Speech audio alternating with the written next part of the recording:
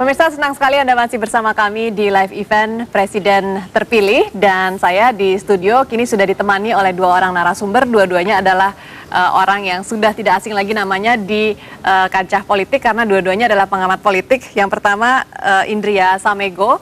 Beliau adalah peneliti senior dari Habibie Center. Selamat siang Pak Indria. Selamat siang. Ya, yang kedua ada Mas Ikrar Nusa Bakti, peneliti dari LIPI. Selamat siang Mas Ikrar. Selamat siang, Rida. Dan tentu saya masih sama Prabu ya di sini. Baik, kita tadi sudah bersama-sama menyaksikan paket atau berita yang tadi dihantarkan oleh Prabu mengenai janji-janji politik. Dan tadi kita juga sempat berbincang nih, komentar pertama dari Pak Indria adalah janji-janji politiknya kok bagus-bagus ya semuanya. Tapi kenapa akhirnya yang menang SBY dan kenapa ada sedikit rasa surprise begitu Pak ya melihat perolehan suara dari JK Wiranto yang mungkin di bawah ekspektasi orang. Mungkin kita mengharapkannya sedikit lebih tinggi dari itu. Padahal juga kalau kita kaitkan dengan debat capres yang kemarin itu kan angkanya Pak JK itu lebih tinggi dibandingkan dan janji politiknya pun tadi Prabu yang ditawarkan itu bagus sekali, menyinggung masalah HAM, semua masalah di cover. Betul. Apa yang salah di sana? Jadi pertama soal perolehan yang menurut saya juga sangat di luar dugaan adalah bahwa dua pasangan nomor 1 dan nomor 3 itu semula saya pikir masing-masing kan punya pengikut, punya massa gitu ya. Jadi putaran pertama itu terdistribusi pada 3 itu, tapi ternyata kan tidak. Tersentralisasi di nomor 2, kemudian nomor 1 dan 3. Lalu di mana letak pentingnya janji politik? Jadi saya kira ini ada kaitannya bukan pada persoalan janjinya yang dipilih oleh publik kita ini, bukan pada persoalan itu, tetapi pada postur ya, pada penampilan ya, sehingga publik terpesona pada. Jadi lebih kepada outlook begitu ya? Iya. Jadi penampilan fisik, postur, ya. Mohon maaf ini Pak, ini kan Pak SBY figurnya cukup tinggi dan tegap, Ibu Mega juga cukup tinggi dan tegap lah katakan begitu. Pak Yusuf Kalla agak sedikit lebih pendek tinggi badannya. Apakah ini berarti orang kita melihat figur seorang pemimpin itu harus bertinggi? Nampaknya dari dulu kan mitosnya begitu ya, harus kayak Bung Karno gitu kan, kemudian Harto gitu. Jadi tepatnya pada sosok begitu sosok itu dan Bung Karno merupakan sosok yang sampai sekarang juga selalu dijadikan referensi. Bukan hanya sosoknya bagus tetapi ngomongnya juga pandai. Nah sekarang kalau kita melihat SBY, dia memiliki itu ya, kemampuan artikulasi walaupun di dalam debat ya, nampaknya dia menahan diri, sementara Pak JK sangat dinamis gitu ya, sangat dinamis gitu. Jadi yang memberikan apresiasi kepada Pak JK pada saat itu orang-orang ya, misalnya saya katakan orang-orang kota, orang yang melihat dari jadi debat itu kurang berpengaruh kalau begitu ya. Kurang berpengaruh terhadap itu, tetapi paling tidak buat masyarakat umum jangan dilupakan. Mungkin 70% pemilih itu ada di bawah sana, sehingga mereka mempunyai pertimbangan sendiri terhadap siapa pemimpin itu. Setuju nggak? Ya sebenarnya banyak faktor ya, selain proses pencitraan yang begitu masif ya dari pasangan nomor 2 itu, dan kemudian juga ini juga terkait dengan pencitraan pemimpin ya dari sisi masyarakat ya. Kelihatannya pemimpin itu selain tadi Mas Indria mengatakan posturnya lebih tinggi ya, dia memang kelihatannya masih ada posisi yang setingkat di antara yang sederajat primus, sementara atau primus inter pares ya. Sementara kalau kita lihat Pak JK ini kan sangat egalitarian ya, sangat egaliter, dan mungkin orang Indonesia masih belum bisa menerima seorang pemimpin yang sederajat dengan kita semua ya. Dan Anda lihat kan Pak JK itu kan sangat terbuka, sangat dinamis, sangat demokratis, dan kemudian juga pencitraan Pak JK sebagai seorang saudagar yang katanya nanti lebih mementingkan diri dan keluarganya itu juga kalau Anda lihat itu sama dengan orang pria Jawa. Terkenal sebagai aktivis mahasiswa dulu-dulunya ya, sering berdemonstrasi, anti kemapanan lah istilahnya. Apakah SBY ini memberikan suatu figur kemapanan atau malah anti kemapanan? Karena pada dulu pertama kali dia terpilih tahun 2004, mungkin kita melihat dia sebagai figur yang alternatif dari kemapanan itu sendiri. Kalau buat saya dari dulu dia sama. Dari dulu dia tetap sangat mempertahankan kemapanan itu. Makanya Anda jangan heran kalau dari sejak awal, dari 98, bahkan sejak pemerintahan Habibie, walaupun saya sama-sama dengan beliau di tim reformasi politiknya Pak Habibie, tapi saya sudah melihat kecenderungan bahwa beliau tidak berbeda dengan pemimpin-pemimpin yang Jadi ketiga sebelumnya. capres-cawapres pasangan itu menurut Anda yang paling mendekati dari sosok anti kemapanan seperti yang Anda inginkan? Ya itu kalau yang menurut mana? saya yang paling anti kemapanan yang nomor 3 Yang nomor 3 ya? Nomor 3. Kenapa demikian? Karena beliau pertama ya ingin menjadi seorang pionir yang ingin mendobrak ya suatu asumsi bahwa cuma orang Jawa yang bisa menjadi presiden. Itu suatu hal yang harus dihargai.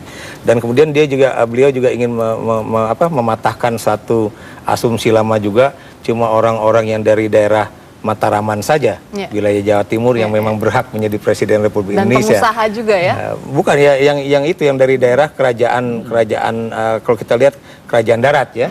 Sementara kalau kita lihat kan Pak JK dari Sulawesi ini kan boleh dikatakan berasal dari kerajaan maritim gitu kan. Jadi ini yang kelihatannya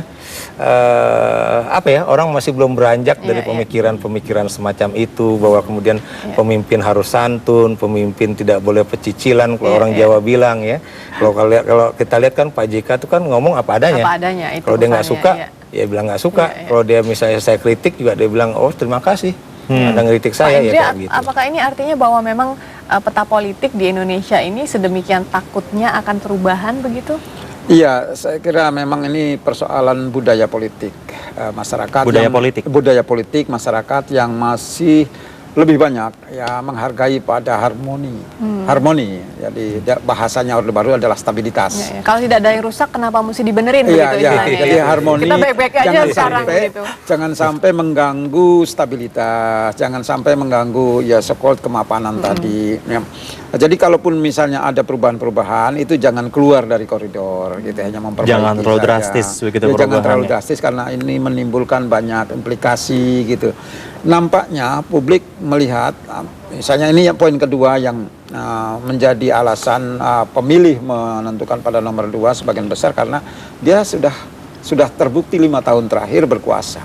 Walaupun Pak JK juga bagian dari itu sebetulnya, tetapi klaim-klaim di dalam berbagai macam kampanye atau statement-statement dari para tim suksesnya ya melupakan peran JK itu, sehingga orang menganggap bahwa juga begitu tadi Pak Indri, ini sungguh-sungguh walaupun itu pemerintah adalah bersama, tetapi dalam dalam perdebatan yang sangat terbuka itu nampaknya presiden bertanggung jawab. Nah disitulah yang menyebabkan publik menganggap bahwa ini sudah dilakukan 5 tahun, apalagi ada BLT di situ gitu kan. Menurut masyarakat yang penerima BLT baru sekarang ini presiden memperhatikan rakyatnya gitu kan. Ya itu satu itu jumlahnya banyak ya dan yang semacam BLT ya itu. kelompok itu banyak sekali. Lalu apakah tren ini pun akan ini Mas, apakah ini juga trennya akan berlangsung di 2014 juga rakyat yang memilih pemimpin dengan sosok? Ya, saya kira mau tidak mau memang 2014 SBY tidak mungkin meneruskan, harus diganti orang lain. Tapi variabel yang mempengaruhi perilaku pemilih nampaknya masih akan sama terpaku pada hal-hal yang sifatnya so-called ya irasional mungkin ya. Tetapi karena memang tingkat pendidikan pemilih, cara berpikir pemilih yang memang belum sampai kepada bicara kualitas ya, tapi pada hal-hal yang sifatnya fisikal, kelihatan gitu. Nah, jadi 2014 saya bilang ini hanya Prabowo yang masih punya kemungkinan. Ya kan? Dari segi sosok. Prabowo dari segi sosok ya kan. Iya, punya model gitu kan. Ada modelnya cocok lagi jadi kemungkinan itu akan terjadi gitu. Lantas kan. Ibu Meganya kemana ini Ibu Pak? Meganya, ya, itu isunya kan Bu Mega akan menyerahkan tongkat estafet ini kepada yang lebih muda. Saya bilang ini sebuah keharusan karena Ibu Mega kalau terus mimpin di situ kasihan PDIP tidak pernah mengalami proses regenerasi. Gitu. Iya. Balik ke masalah janji politik, Mas Ikrar, apa yang Anda ingat dari janji-janji politiknya Pak SBY? Oh banyak ya. Misalnya soal katanya pendidikan juga akan lebih murah ya, dan kemudian ditunjang oleh iklan-iklan dari Diknas yang mengatakan pendidikan akan gratis ya. Dan Anda tahu ini tadi juga saya di saluran televisi lain mengatakan tantangan pertama bagi pemerintahan SBY itu adalah bagaimana janji itu sudah bisa dipenuhi saat ini. Ketika ibu-ibu kalau Anda lihat di Metro TV ya, itu Metro TV kan hampir tiap malam menayangkan betapa sulitnya ibu-ibu itu pada mau mendaftarkan anaknya ke sekolah. Dan ternyata harus bayar dan sebagainya. Ternyata janji bahwa pendidikan sampai tingkat SMP itu gratis, itu tidak terbukti gitu kan. Misalnya seperti itu ya. Yang kedua, itu adalah persoalan BLT. yang Anda tahu dikatakan katanya janjinya akan diperpanjang sampai 2010. Padahal kita tahu anggaran APBN itu menyatakan bahwa itu kalau nggak salah cuma sampai 2009. Dan kalau memang sampai 2010, apakah itu memang akan bisa terpenuhi? Itu juga menjadi satu problem ya. Kemudian yang ketiga, itu adalah persoalan bahwa tidak benar beliau mengatakan bahwa dia ingin mengkerdilkan KPK ya, Komisi Pemberantasan Korupsi. Yang Anda tahu belakangan ini ya, itu menjadi satu sorotan yang sangat besar. Bukan cuma dengan pernyataan beliau mengatakan bahwa KPK telah menjadi super body, tapi juga misalnya ada upaya-upaya untuk mengaudit dari sisi yang bukan cuma finansial terhadap KPK, itu juga menjadi satu itu beberapa tantangan. janji politik dari SBY yang Mas Ikrar ingat ya, dan mudah-mudahan ini masyarakat tidak cuma ingat sosoknya SBY saja, tapi juga ingat janji-janji politiknya ya Pak. Tentu Jadi saja bisa kembali terpulang ditagih. pada pemimpin terpilih kan. Iya. Jadi tantangannya bahwa, banyak iya, sekali. bahwa dia SBY sekarang Budiono. harus memberikan ya imbalan kepada pemilihnya. Iya. Kan? Kita lanjutkan lagi nanti perbincangan ini Pak Indria dan Pak Ikrar setelah jeda pariwara. Pemirsa tetaplah bersama kami, live event Presiden Terpilih akan kembali sesaat lagi. Jangan kemana-mana.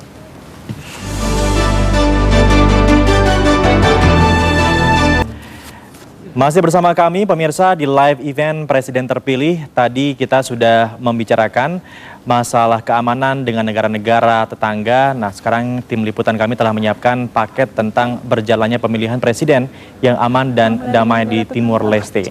Seperti apa beritanya? Kita simak bersama.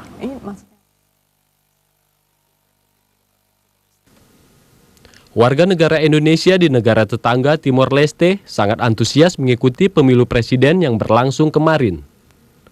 Duta Besar Indonesia untuk Timor Leste, Edi Setiabudi mengatakan, pada pemilu legislatif bulan April lalu, 3.433 WNI yang tersebar di 13 distrik terdaftar dalam DPT. Namun berdasarkan keputusan Mahkamah Konstitusi yang mengizinkan warga yang tidak masuk DPT untuk memilih dengan hanya menunjukkan paspor, terjadi peningkatan jumlah pemilih, yakni menjadi 3.673 orang. Akibatnya KBRI mengalami kekurangan surat suara, sehingga sekitar 100 lebih WNI tidak dapat menggunakan hak pilihnya. Praktis dari surat suara cadangan yang ada di Timor Leste ini, KBRI hanya menerima jumlah surat suara cadangan sebanyak 74 surat suara. Tak berbeda dengan di Indonesia, berdasarkan perhitungan terakhir, pasangan Capres-Cawapres SBY Budiono juga menang mutlak. Dari seluruh suara yang sah, SBY Budiono meraih 62,88% suara, mengalahkan pasangan Mega Prabowo dan JK Wiranto yang hanya meraih 21,82% serta 15,30% suara. Dari Dili, Timor Leste, Yahya Lambert, Metro TV. Ya, dari Timor Leste kita akan kembali lagi ke studio untuk kembali berbincang-bincang bersama narasumber kita, ada Frida Lidwina. Silakan, Frida. Ya, Prabu. Tadi dikatakan Prabu yang akan dibicarakan mungkin mengenai batas-batas keamanan. Kita tadi sudah lihat paketnya ada pelaksanaan pemilu di Timor Leste yang kelihatannya cukup tenang ya Pak ya, tidak ada hambatan, tidak ada masalah yang diangkat mungkin sehingga cukup panas untuk dibicarakan di media. Namun kembali ke permasalahan mengenai keamanan di batas negara yang belakangan ini cukup banyak disoroti. Menurut Anda seberapa solid sih kita? Ya terus terang saja ya, terutama di perbatasan Kalimantan itu tidak solid. Tidak solid ya. Kalau kita bicara mengenai keluar masuk pelintas batas segala macam, karena ada perbedaan antara wilayah kita dengan sana, paling tidak secara ekonomis gitu. Nah, jadi wilayah Kuching, Brunei dan lain-lain itu kan lebih makmur. Nah, kita tidak. Jadi banyak orang kita yang pergi ke sana, bukan hanya pergi secara fisik, tapi juga mereka sudah sangat terpengaruh oleh cara hidup, sudah ke negara tetangga, mindset begitu. Atau yang pasti bahwa kebutuhan hidup mereka lebih banyak disuplai oleh negara tetangga daripada dari tanah airnya sendiri. Ini kan persoalan. Tambah lagi ada masalah perbatasan yang berkaitan dengan illegal logging segala macam itu yang tapi penyebabnya tampaknya cukup alami, faktor ekonomi. Bisakah pemerintah melakukan sesuatu yang katakanlah suatu terobosan baru gitu agar masalah ekonomi ini tidak lagi menjadi alasan bagi warga negara Indonesia sejauh ini baru retorika ya. baru retorika, belum sampai kepada implementasi. Misalnya sekarang konsep daerah pinggiran di sana itu diganti dengan nama wilayah terdepan gitu. Itu maksudnya mengangkat. Tetapi seberapa jauh perhatian untuk membackup itu agar sungguh-sungguh bisa membalik keadaan dari keadaan yang tadinya ditinggalkan menjadi keadaan yang diperhatikan gitu kan. Nah, ini saya katakan baru retorika, ya, sehingga misalnya daerah Ambalat gitu ya, kan banyak orang-orang yang tinggal di sana gitu, tapi kebutuhannya mereka banyak memperoleh dari seberang gitu. Mas Ikrar, sejauh mana sebenarnya peranan daripada pemerintah daerah untuk membantu pemerintah pusat menangani masalah-masalah perbatasan seperti ini? Karena pemerintah pusat kan sudah sibuk lah katakanlah mengurusi permasalahan negara seperti ekonomi, sosial, politik. Kalau masalah antar perbatasan mungkin pemerintah daerah bisa bantu, di mana bisa bantu? Iya, sebetulnya kita sudah memiliki undang-undang mengenai wilayah negara yang isinya sebetulnya lebih banyak mengenai perbatasan ya. Dan kemudian di dalam undang-undang itu kalau nggak salah kita akan membentuk apa yang disebut dengan Badan Pengelola Perbatasan ya. Nah, cuma persoalannya adalah sampai sekarang masih ada tarik ulur antara pemerintah daerah dan juga pemerintah pusat mengenai siapa yang memiliki otoritas mengenai hal itu. Masalahnya dan kemudian otoritas. siapa yang koordinasinya siapa ya. Tapi kalau kita lihat wilayah-wilayah perbatasan ya, tidak semua yang tadi digambarkan oleh Mas India ya, itu memang lebih kita melirik keluar ya. Kalau kita lihat misalnya perbatasan antara Indonesia dengan Filipina ya, di Pulau Miangas, kemudian kepulauan di Talaut, Sangir Talaut ya, itu kalau kita lihat itu memang two-way traffic ya, artinya perdagangan itu memang keluar masuk secara kalau dulu ilegal, sekarang kelihatannya sudah mulai diresmikan ya. Cuma yang jadi persoalan memang di situ penyelundupan juga masih banyak ya, khususnya penyelundupan senjata. Tadi Anda menyinggung masalah tarik ulur antara pemerintah pusat dan daerah karena masalah otoritas. Sebenarnya kenapa sih kedua-duanya ini bisa tarik ulur? Apa ada suatu hal tertentu yang diinginkan? Ya begini, ini rumitnya authority? Perbatasan itu adalah masalah garis batas internasional ya. Dan di situ kan bukan cuma persoalan garis batas atau tugu perbatasan saja, tapi juga di situ mencakup misalnya persoalan pelintas batas itu sendiri ya, baik pelintas batas tradisional maupun pelintas batas non tradisional ya. Kemudian Anda juga harus ingat di garis batas itu banyak sekali apa yang disebut dengan perselisihan perbatasan, baik yang disebabkan oleh karena resources, baik yang disebabkan oleh karena fungsi dari perbatasan itu sendiri ya, baik yang disebabkan oleh titik batas yang kadang-kadang juga patoknya itu masih belum jelas, dan kemudian juga ada juga yang disebabkan oleh persoalan yang kayak kasus Ambalat ya, itu menurut saya itu bukan cuma resources boundary dispute ya, artinya perselisihan perbatasan karena ada sumber-sumber daya alam di situ, tapi juga itu terkait dengan persoalan yang namanya di mana titik batas itu sendiri. Karena kita tahu antara pemerintah Belanda dengan pemerintah Inggris itu perjanjian tahun atau abad ke-19 itu memang tidak secara mutlak menyelesaikan di mana sebetulnya wilayah perairan Indonesia dan wilayah perairan Malaysia itu. Tapi kalau kita lihat akan seperti apa nanti di SB Budiono ini kan, karena biasanya pada masa yang lalu JK berperan begitu dominan dalam masalah penyelesaian masalah pertikaian lah, apalah begitu. Nah, di sekarang ini bagaimana dengan adanya pergantian SB dengan Budiono begitu? Apakah masalah perbatasan seperti ini akan menjadi prioritas juga? Ya, yang jelas ya itu harusnya siapapun presidennya, siapapun wakil presidennya, itu persoalan perbatasan itu memang harus tetap menjadi satu perhatian utama. Saya beri contoh ya, di antara kita kan punya perbatasan itu dengan paling tidak 10 negara ya. Batas darat dan batas laut ya. Ada beberapa negara dengan batas darat dan laut, ada juga yang batas laut ya. Dan di situ kita tahu penyelesaian perbatasan dengan Timor Leste belum selesai.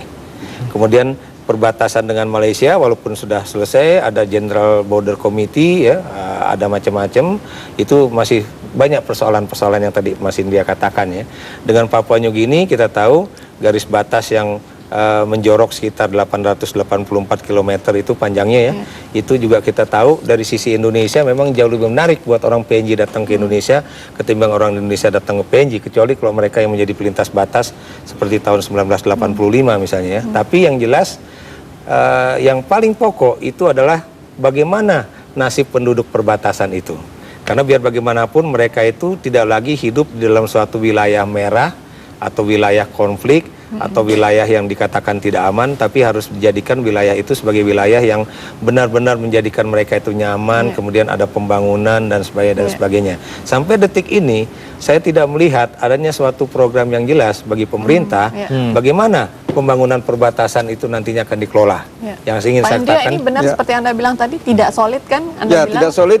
Berarti selama 5 tahun ini ngapain aja, dan Saya 5 kira tahun ke depan begini, mau ada ngapain lagi? dua gitu? faktor ya. Pertama, memang secara politis desentralisasi merupakan gejala yang muncul sejak reformasi itu. Jadi tuntutan dari bawah, daerah menuntut pada Jakarta agar memberikan lebih banyak ruang, lebih banyak otonomi, lebih banyak uang ke daerah itu, sehingga daerah itu berusaha keras dalam kaitannya dengan sumber-sumber yang boleh dikatakan sangat lukratif. Itu pasti daerah punya keinginan. Dulu waktu Batam baru saja masuk era reformasi juga terjadi tarik ulur antara pemerintah daerah dengan undang-undang tentang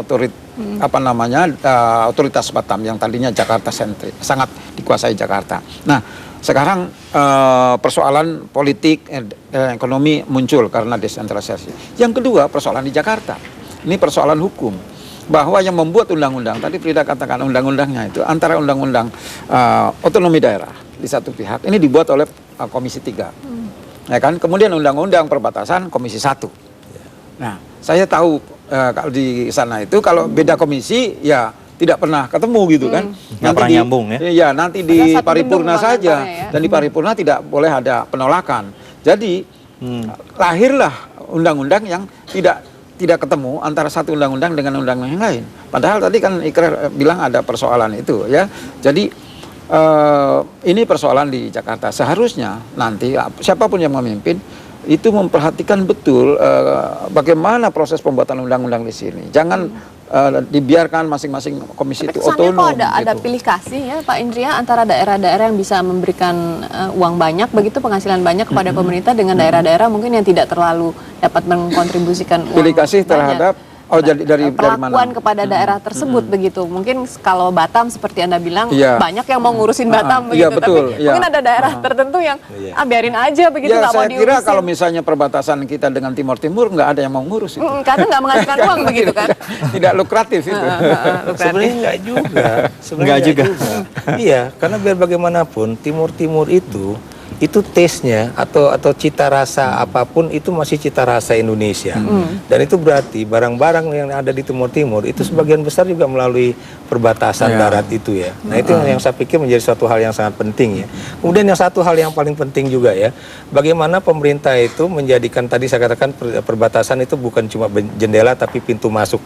Nah, sampai sekarang sebagai akibat dari kurang betahnya orang untuk tinggal menjadi pejabat di perbatasan, kadang-kadang pintu perbatasan itu terpaksa baik itu imigrasinya, duanenya yang nangani militer. Nah, sebagai akibatnya apa? Orang jadi kemudian mau lintas batas juga menjadi takut Terintimidasi duluan begitu juga. ya. Terintimidasi sih, saya nggak mengatakan sesuatu yang Melihat buruk buat militer, tentara. tapi udah kesannya- Tapi kalau orang ngelihat begitu, kok saya baru mau menyeberang aja kok tentara gitu. Jadi kesan itu akhirnya muncul, walaupun sebetulnya Baik. itu sebagai akibat dari adanya pejabat-pejabat yang harus ada di situ, tapi mereka nggak ada di situ. Baik. Karena enggan dan juga Ya. jauh dari kemapanan. Iya, baik. Baiklah, Kita lanjutkan lagi lanjutkan nanti. Iya. Ya, pemirsa tetaplah bersama kami di live event Presiden Terpilih 2009. Kita akan kembali sesaat lagi setelah pariwara yang satu ini. Masih bersama kami di live event Presiden Terpilih 2009 dan pemirsa, kita akan mengetahui seperti apakah harapan dari masyarakat terhadap pasangan SBY Budiono, terutama setelah hasil quick count sejauh ini menunjukkan pasangan nomor urut 2 ini yang memimpin perolehan suara. Kita akan tanyakan kepada Edwin Tintin yang masih berada di Pasar Festival Kuningan, Jakarta. Edwin, silakan. Ya, betul sekali Prabu dan juga Frida. Saat ini saya masih berada di Pasar Festival di Kuningan, Jakarta Selatan. Dan kalau sebelumnya tadi kita sudah mendengar pendapat masyarakat tentang Pilpres 2009 ini dari kaum laki-laki dan juga generasi muda. Saat ini saya akan lebih memfokuskan pada kaum perempuan. Selamat siang Ibu. Siang. Ya. Ibu, apakah kemarin menggunakan hak pilihnya? Oh enggak. Kenapa tuh Ibu? Kebetulan saya lagi ke Jakarta. Ya itu. Oh, Ibu dari luar kota ya? Dari luar kota, Kendari. Bukannya itu bisa Ibu, dari putusan MK kita bisa menggunakan hak pilih kita dengan penggunaan KTP. Apakah Ibu sudah mencoba hal itu? Udah. Tapi rupanya nggak bisa di sini. Setelah kita urus di kelurahan tempat kami di Jakarta, kayaknya nggak bisa, sulit. Jadi masih terkendala administrasi ya Ibu ya? Administrasi, Iya. Ibu kalau boleh tahu, apakah Ibu bekerja atau Ibu rumah tangga ya? Saya kerja sebagai guru. Sudah berapa lama Ibu Maksudnya bekerja menjadi guru? sudah 25 tahun. Oke. Ibu selama sudah 25 tahun ini menjadi guru, menurut Ibu nasib guru sudah sejahtera belum saat ini? Menurut saya belum. Kenapa ya? Karena kalau kita melihat instansi lain itu masih kami guru-guru itu masih jauh lebih rendah kesejahteraan kami dibanding instansi lain. Harapan kedepannya bagaimana? Harapan saya, karena saya sebagai guru, mudah-mudahan presiden yang sudah terpilih sekarang ini lebih memperhatikan kesejahteraan rakyatnya, khususnya kami guru-guru, Pak. Kalau mengenai harga-harga kebutuhan pokok bagaimana Ibu? Ya, karena saya sebagai ibu rumah tangga, saya berharap mudah-mudahan harga-harga di kebutuhan rumah tangga lebih murah lagi. Iya. Oke, terima kasih banyak Ibu. Ini putrinya? Oke, selamat siang Mbak. Siang, Iya. Mbak, apakah kemarin ikut mencontreng? ikut dong. Ikut Iya. Kalau boleh tahu apa nih? Apakah kemarin ikut mencontreng nomor 2 yang pada saat ini sudah unggul? Enggak, kebetulan enggak. Saya milihnya kandidat yang lain ya. Pilih kandidat yang lain ya. Oke, tapi kan kalau kita lihat dari hasil quick count kali ini SBY dan Budiono memperoleh suara 60% atau sangat kuat. Menurut Anda bagaimana nih harapan ke depannya, bagaimana untuk pemerintahan ke depan? Dengan terpilihnya SBY dan Budiono sebagai presiden dan calon dan wakil presiden Indonesia, harapannya sih saya sebagai generasi muda ya, pendidikan gratis nggak lagi hanya menjadi sekedar wacana, benar-benar bisa diimplementasikan, juga kualitasnya harus lebih ditingkatkan lagi gitu. Jadi kita bisa lebih bersaing dengan bangsa-bangsa lain karena kita kan udah ketinggalan jauh banget ya. Sepertinya seperti itu. Dan juga soal tingkat kemiskinan, kira-kira nanti pemerintahan SBY dan Budiono ke depan mampu nggak sih Mbak mengentaskan kemiskinan? Masalah mampu atau enggak kayaknya hanya waktu yang bisa membuktikan ya. Tapi mudah-mudahan bisa ya. Saya sih berharapnya bisa. Karena ini kan menyangkut seluruh rakyat Indonesia ya. Mbak, ini kalau saya lihat juga Mbak kayaknya barusan dari rumah sakit ya? Oke, nah ini soal kesehatan, ini bagaimana? Apakah biaya kesehatan saat ini sudah cukup terjangkau atau enggak? Menurut pendapat saya sih masih banyak sekali ya hal-hal yang harus dibenahi terkait dengan masalah kesehatan Indonesia. Kesehatan rumah sakit gratis, rumah sakit murah kayaknya masih hanya sebatas wacana ya. Belum benar-benar terlihat gitu di masyarakat. Jadi harapannya sih semoga janji-janji terus iklan-iklan Presiden SBY sebelumnya yang katanya ingin meningkatkan kesejahteraan melalui pendidikan dan kesehatan gratis itu benar-benar bisa diimplementasikan gitu. Jadi tidak hanya menjadi teori saja ya Mbak ya? Oke, terima kasih banyak. Dan pemirsa, sekarang kita akan tanyakan lagi satu pendapat dari warga dan sekarang kita akan tanyakan pendapat dari penjual jus. Selamat siang Mbak. Siang. Namanya siapa? Riri. Riri ya. Mbak Riri, apakah kemarin ikut mencontreng? Iya, ikut. Ikut ya. Oke. Pilihan politiknya apa nih kalau boleh tahu Mbak? Nomor 1. Oh, itu rahasia. Nah, ini kan tampaknya kan presiden kita yang selanjutnya untuk memimpin negaranya 2009-2014 tetap Pak SBY ini. Harapan Mbak Riri bagaimana untuk Pak SBY ke depan? Ya, apa ya? Biar jangan cuma ngubar-ngubar janji aja gitu, harus ditepati omongan dia. Terus ya jangan yang demo-demo itu nggak perlu gitu kan, cuma ngomong kosong. Ya. Mbak merasa sejauh ini sudah beberapa tahun bekerja, apakah sudah merasa cukup sejahtera hidupnya? Ya itu sih lumayan. Ya, kalau dari penghasilan atau apa bagaimana? Ya penghasilan sih ya lumayan sih. Terus ke depannya ini kira-kira nanti pemerintahan SBY Budiono ke depan bisa nggak mengurangi pengangguran Mbak? Kira-kira bagaimana? Iya, saya maunya tuh ya biar yang pengangguran itu biar dimudahkan untuk mencari pekerjaan, biar mengurangi pengangguran dan yang orang miskin itu biar dibantu gitu. Lapangan pekerjaan lebih banyak lagi ya Mbak ya? Oke, terima kasih banyak Mbak Riri. Ya. Dan Frida dan juga Prabu, itulah dia representasi dari 3 masyarakat yang kita ambil dari berbagai kalangan, dari kaum laki-laki, kaum perempuan, dan juga kaum generasi muda hingga kaum pekerja. Dan pada dasarnya mereka menginginkan hal yang sama, yakni pemerintahan SBY dan Budiono ke depan yang tampaknya sudah akan menjadi presiden dan wakil presiden yang terpilih, tidak hanya mengumbar janji-janji saja pada saat kampanye, tapi betul-betul bisa mengimplementasikan apa yang menjadi suara dan juga aspirasi masyarakat. Kembali pada Anda, Frida dan Prabu. Baik, Edwin Tintin ya melaporkan langsung dari Pasar Festival Kuningan, Jakarta dengan mempertanyakan kepada para wanita-wanita tadi itu. Ada Pintar guru. juga itu tadi Edwin, tadi janjinya mau tanya ibu-ibu katanya. Ternyata ibunya cuma 1, wanita mudanya 2 ya Prabu ya. Baik, saya langsung ke Pak Indria tadi seperti rekan kita tanyakan Edwin kepada seorang ibu guru asal Kendari yang sudah 25 tahun katanya tinggal di Jakarta. Dia tidak bisa memilih walaupun MK sudah memutuskan boleh pakai KTP dan kartu keluarga seperti itu. Menurut Anda hal-hal teknis semacam ini kan pastinya disayangkan ya Pak Dan ada seberapa banyak orang yang seperti ibu tadi sebenarnya yang kehilangan kesempatan begitu karena masalah teknis. Saya kira keputusan MK ini baru menyejukkan saja kemarin ketika kedua calon presiden wakil presiden komplain ke Ketua Umum KPU, ya kan? Nah, jadi itu hanya 2 pasangan yang komplain. Ya hanya justru di situ. Kenapa nomor 2 tidak komplain gitu kan? Padahal ini sebetulnya sangat serius DPT itu. Itu kan hak politik rakyat. Jangankan berjuta-juta, 1 orang saja itu pelanggaran terhadap hak asasi dari pemilih. Nah, jadi kembali kepada kenapa tidak efektif ini? Setidak efektif apa sih Pak suara yang hilang? Bagaimana? Kalau dihitung-hitung berapa mungkin? Anda bisa bayangkan semua sektor-sektor non formal, itu kebanyakan mereka yang disebut circular migration, migrasi. Berarti para buruh begitu? Yang sirkuler, mungkin ya sebulan kerja, kemudian 1-2 hari pulang kampung, dan KTP-nya masih KTP Contohnya asli. Saya ini Pak dari Bandung di Jakarta. Iya, ini perlakuannya beda. Perlakuan pada wartawan beda dengan karena wartawan mungkin. Jadi saya punya teman misalnya di salah satu pabrik di Surabaya saja, satu pabrik buruhnya 40.000, itu tidak ada seorang pun yang bisa menyontreng karena mereka dari pinggiran Surabaya, ya kan? Kemudian kita bisa lihat ada pabrik rokok Kediri, pabrik Kudus, macam-macam pabrik rokok itu. Banyak sekali buruh.